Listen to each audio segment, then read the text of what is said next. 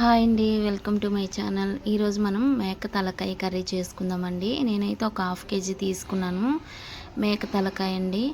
దీన్ని అయితే ఫస్ట్ మనం క్లీన్ చేసుకొని పక్కన పెట్టుకోవాలండి చక్కగాను.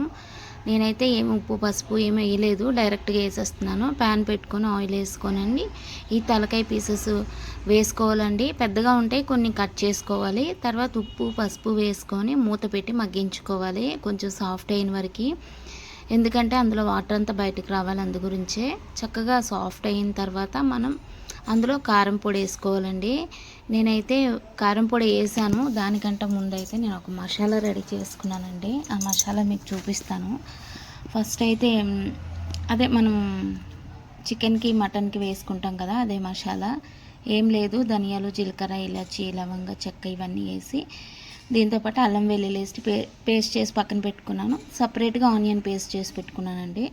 ఇప్పుడైతే మనకి చూడండి ఎంతవరకు సాఫ్ట్ అయ్యిందో. అంటే మొత్తం సాఫ్ట్ అవ్వదు నాకు తెలిసినట్టుగా, అందులో వాటర్ మొత్తమే డ్రైన్ అవుతుంది. తర్వాత మనం కారం వేసుకు చక్కగా ఫ్రై చేసుకొని పక్కన పెట్టుకోవాలి. దాంట్లోనే నేను చేసుకున్న మసాలా మీకు చూపిస్తున్నాను, అదైతే వేసుకోవాలి. వేగిన తర్వాత అందులో వేసుకున్న తర్వాత అది కూడా వేసి చక్కగా ఫ్రై చేసుకోవాలి. ఆ హెడ్ కర్రీకి చక్కగా అది ఫ్రై అయిన తర్వాత మనం ఆనియన్ పేస్ట్ కూడా వేసుకోవాలండి.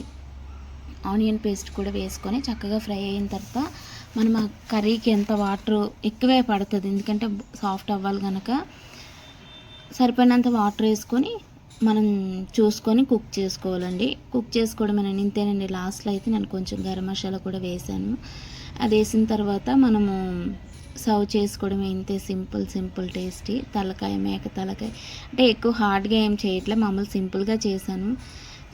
కానీ చాలా బాగుంది, ఎందుకంటే మనం మసాలాలన్నీ అప్పటికప్పుడు రుబ్బుకొని వేసుకున్నాం కనుక చాలా ఫ్రెష్ మసాలాతోటి టేస్ట్గా వచ్చింది.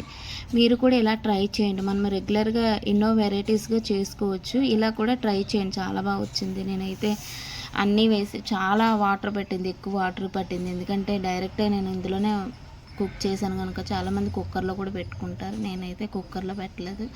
డైరెక్ట్ ఇందులో మంచిగా ఫ్రై అవుతుందని ఇందులో పెట్టానండి. ఇందులో సాఫ్ట్ అయింది చాలా మంచిగా. లాస్ట్లో నేను పుదీనా వేసి కుక్ చేసుకున్నాను, పచ్చిమిర్చి పుదీనా వేసుకొని కుక్ చేసుకున్నాను. ఇంతేనండి, సింపుల్ టేస్టీ మేక తలకాయ కర్రీ. మీకు నచ్చినట్లయితే లైక్ చేయండి, షేర్ చేయండి, కామెంట్స్ చేయండి. ఇంకేమేమి కావాలో నాకు రెసిపీస్ అడగండి, నేను చేసి పెడతాను మీకు.